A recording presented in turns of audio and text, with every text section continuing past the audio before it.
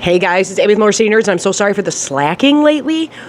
I'm just nervous about life. But anyway, hi to all new subscribers. Welcome. If you could like the video, that would really help me out a lot. But do you guys want to know what? Can we talk about Rings of Power? I made a video for the mid-season, but then I didn't like it, so I didn't post it. Now, there were issues, but this was good. And the hate it was getting online was unwarranted. And I'm going to say it. It was like a cool thing to hate on. Like, even huge content creators were chiming in, and I'm like, nobody is giving a valid point. I'm not talking about the lore. We can go toe-to-toe on the lore.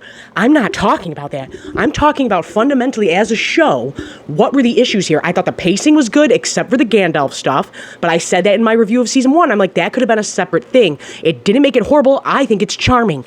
I thought that was great. Tom Bombadil, great. All that stuff was handled good. It was a little sluggish. The stuff with Isildur and the Númenóreans, that got a little sluggish in places. And it got a little weird, like the coronation thing, but it wasn't egregious and awful. I liked it, and I'm liking Isildur more and more and more. That Theo sucks, but he's working on me. Oh, Santiago from Interview with the Vampires here, that actor, Ben Daniels, is that his name? He's there. He was great.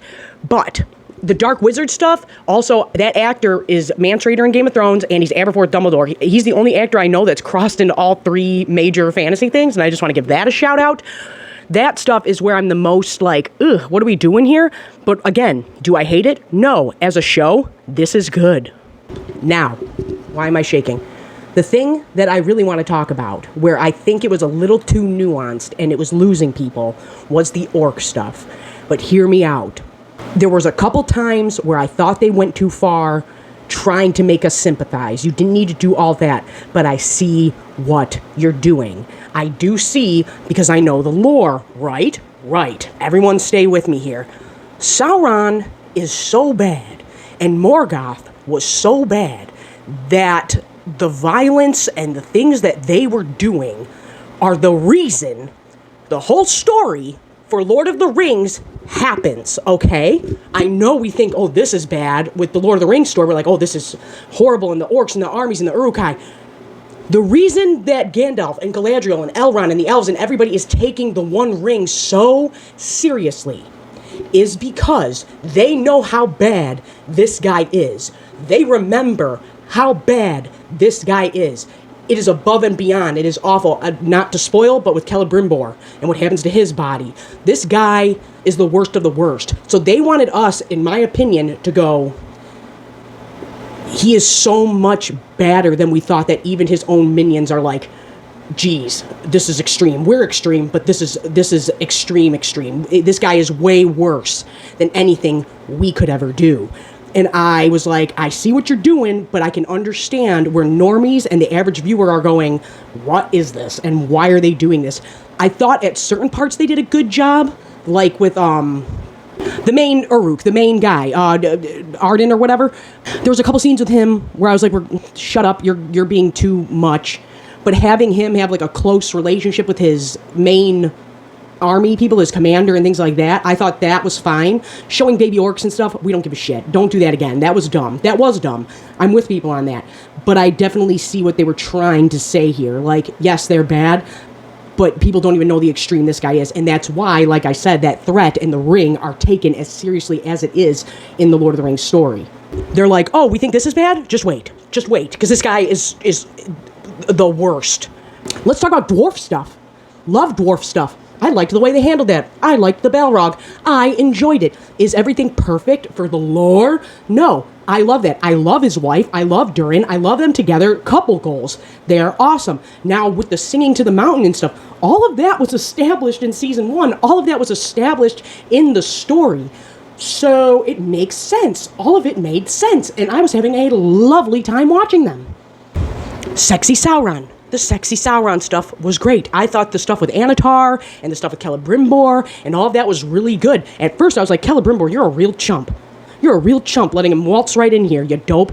But then I was like, no, you redeemed yourself. The acting in this was great across the board.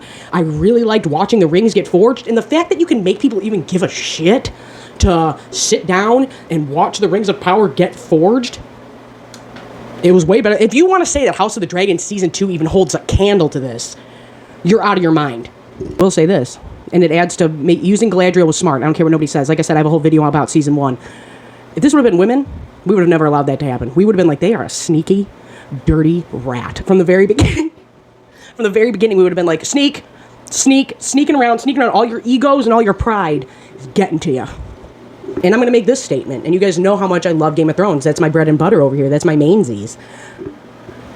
That battle on Eregion was one of the best choreographed battles I've seen probably since Battle of the Bastards. I think, rewatching it, it might be better.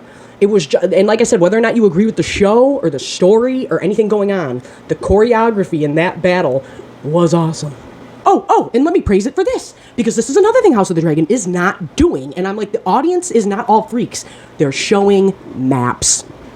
They're showing maps, they're showing where we're going, we're showing where people are at in vicinities to each other and where they're going and what's happening. Thank you, because the average viewer might not get it. That's what I keep saying with House of the Dragon. I'm like, I don't think people are realizing how close, because Game of Thrones is this sprawling epic, and House of the Dragon is this intimate story. I do not think people, the average viewer, is understanding, like, King's Landing and Dragonstone are practically neighbors, and they're not reiterating that to the audience of how close all of this is happening to each other. With Rings of Power, they're not doing that. We are showing where they're at, we are showing where they're going, and it's working. Another thing I really liked, the use of Ents. Really liked that. There was a really cool scene where there was no music, no nothing, you just heard the axe going. This forest is old, very old, and angry. Loved that. That was really cool. This show is not bad. This show is good. And like I said, I think people are just hating to hate. And I could keep going on things, but like I said, is it the greatest thing I've ever seen in my life? No. Is it entertaining and fun? And I will say this, they aren't disregarding the lore. Now, there's all types of things that go into that. They don't have the rights, and they can't say this, and they can't. I was shocked when we got a Morgoth drop. We got a Silmaril drop. We got all types of knowledge dropped to us, and I was like, oh my god, they're name dropping, and I did not think they would do that. And it was great, and I loved it. But they're not totally disregarding the lore. They're watering it down. And that's okay with me, because be smart people, we need the normies to understand this shit, so it is popular, so it gets the funding, so it gets the correct amount of work done on it that we want, so it looks good and it's wrote well, and people aren't overworked working on projects. We need the money. We need the normies. So if you can get my mom and my sister and people that don't give a shit about Middle Earth interested in this, I'm on board. If they can understand and want to watch the Rings of Power get forged on screen, you're doing something right, because the normies give a shit. And like I said, you want to hate, but I think Tolkien would go, you're all just being assholes. You don't own Lord of the Rings. You don't own The Hobbit. You don't own The Silmarillion. Like, shut up. Shut up and just let people enjoy things. I don't get it. I truly do not. And like I said, I just think it was a poppin' thing to go, this sucks, and it's awful, and we hate it. And it's like, but nobody is giving a valid reason for why they hate it. They're all going, they're chopping it up and clipping it and going, look at this dumb thing here. And it's like, what dumb thing? What dumb thing? Because you're not explaining none of it. And now my rant is over. I'm Abby with MotorCityNerds. This was good. I'll probably make a couple more videos of just going into detail about certain things. If you truly have a problem with this, as a TV show, as an adaptation television program being told on the screen, tell me why. Tell me what your problems with it were. Because I ain't hearing nobody say those things. I'm just hearing people go, they said this, and it's dumb. They had orc babies, and it's dumb. There's a lady, and it's dumb. Like, nobody's going, oh, well, this and this and this and that. They're not doing that. Everyone's just piling on, and I just think it's a popular thing to say. Nobody's really giving a valid critique for why the show itself is bad.